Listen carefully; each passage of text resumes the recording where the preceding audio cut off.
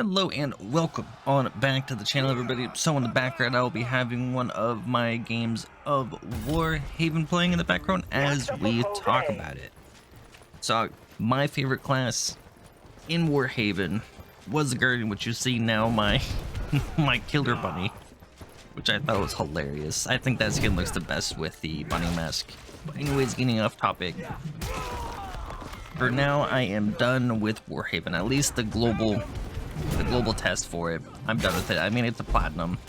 Took me ages to do with a lot of teammates, man. Some people just... One thing that a lot of games don't get right was the tutorial. But the boot camp in this game is actually pretty informative. You can test out a lot of things. The only thing you can't test out are perks. Everything else it'll teach you. It is a shame that people don't use that very much. But it is what it is. It's fine. A lot of people skip the tutorial in games because they're gamers. And we don't do tutorials. I didn't even really do the boot camp very much. I should have, but I didn't. Anyways, the boot camp is a good resource. Use it if you haven't. It's nice. But let's talk about some of the things I did like about the game. I like the setting very much. I like the medieval feel very much. The terrain collision with your weapons gives me very big chivalry vibes, which is nice. I enjoyed chivalry quite a bit. A lot of the time, the weight and feel of the weapon hits, they were good. They matched very well with the hammer, the mace, the sword, the spear, and even a little poke. They weren't too bad. One of the things I didn't like with the weapons was a lot of the inconsistency of the hits. The hitboxes were a little weird at times. I don't know if it was due to latency or if they're just really not forgiving.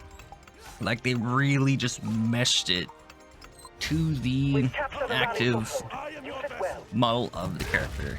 So it wasn't forgiving at all. So a lot of the times, which you'll probably see in this one if you see carefully, people were actually able, one person was actively able to jump over my swing, which is pretty cool. It'd be a nice feature in the future if they give ducking a thing, like being able to ducking people's hits. Because it's not a bad thing that they jumped over it, but it was just real inconsistent because I can't do that. Then again, I'm a big hulking guy with the shielder, right? So you wouldn't imagine me be able to do that.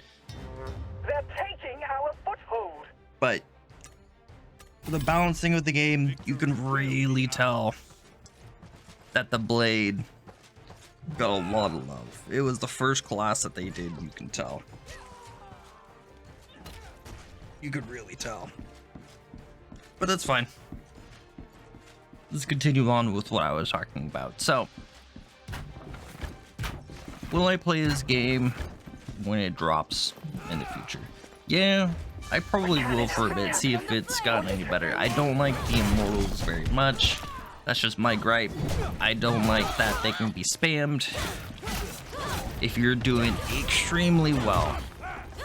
The cooldown on it should be greater and it should take longer to charge because they are pretty powerful and they can really turn the tide if you got your whole team just popping them. Your fight. The resistance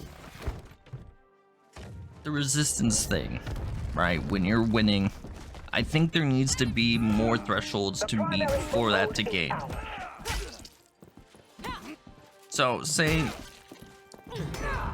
I've said it before, say you're getting absolutely just steamrolled. It is like 75 or 50 plus to year 0. Resistance that goes there, that's fine. That could be a table turn. If you're getting steamrolled, you can turn it around and you end up pushing the enemy team all the way back. Good on you. Then again, that's going to be a slap to their face. But honestly, if they're steamrolling you and you come back that quick, anyways, I think that's a well-deserved win. But if it's a neck-and-neck game, and all of a sudden you're pushing in, you're just about to win, and then you get in resistance and you have like 10 or 15 points. The enemy That's not necessarily a good feeling, because then your resistance doesn't trigger. And I've had situations where it's just resistance on resistance. The primary I was like, foothold why? is under our control. So I think there needs to be a threshold of the point score for resistance to be really triggered again. The enemy That's just my has opinion. their forces. Because again, if it's a neck-and-neck game, you don't want to be punished for winning, which is a complaint you'll see a lot of people say, is that it's like getting slapped in the face when you're winning. Being punished for doing really well. We have succeeded. Then yeah, I get it. You want to give the losing team a chance to make a comeback. I can understand that. I can respect that. It's a good feeling for if you're getting just like it's underdogs, right? It's pretty much just an underdog thing. Enemies If the underdog comes back and win, feels good and feels great. Doesn't feel good for the enemy team who are stomping them down, and then just to get overtaken and then just lose their stride. I've seen that. It happened to my team quite well. Quite as well. I said the wrong word. But of course the game just needed some balancing. Quite a bit. Like the immortal you see me playing right now. She is still pretty powerful. They did nerf her quite a bit.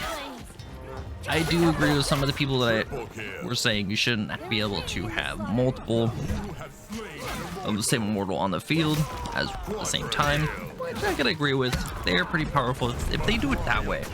Like, there's two ways they can go about this, right? For the immortals, they can either make them so they're just a bit stronger, not a bit stronger, like maybe double the power. Victory will be ours. No, they are double the power. We've Power and a captured the half. primary foothold. Like plus 50%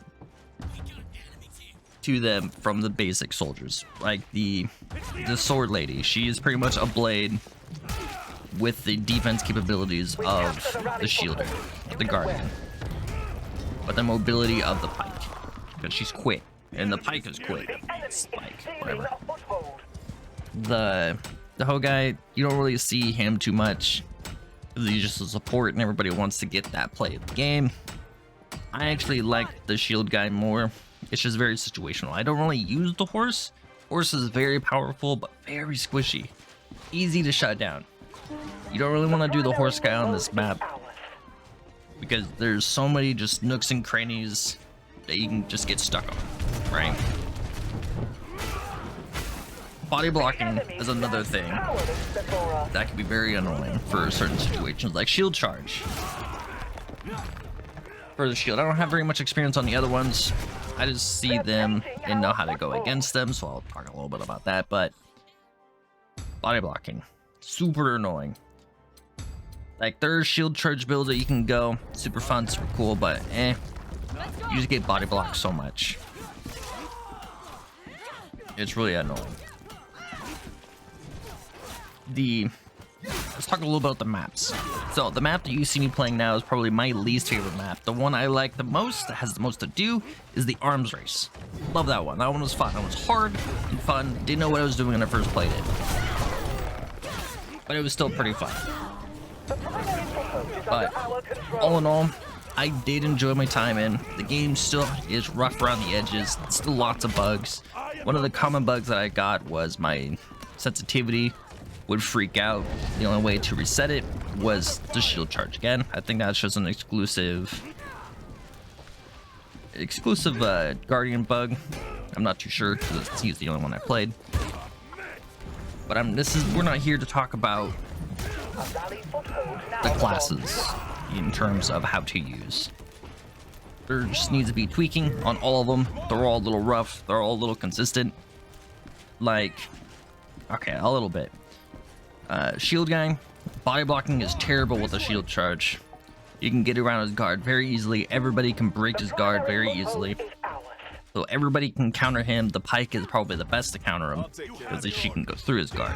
The hammer guy, his ground slam, you just gotta jump. So it's one ability that's pretty much useless. that you can't really do very much with. I'll take care of it. Barricades, great for utility. I've returned Fantastic for from the flames. utility. We are But other than that, I enjoy the game. I'll probably play it later when it comes out fully. But that's really just my thoughts about the game. This game still needs quite a bit of work, but I had my fun. Had a lot of fun with it, for sure. So I'll probably pay it for a bit in the future, but as of now, I am probably done with the open beta. Nope, maybe you got a request for it, but I'm done with it. I had my fun. I got the platinum. What I wanted. Had a great time. But I'm gonna wait for it to be Double kill. released before jumping back into it. But I had a good time, Triple kill. for sure. Alright, everybody. Hope you enjoyed the video. They're just my thoughts about it. Hope you take care. Be well, stay safe, and have a wonderful rest of your day, everybody. And until next time, take care.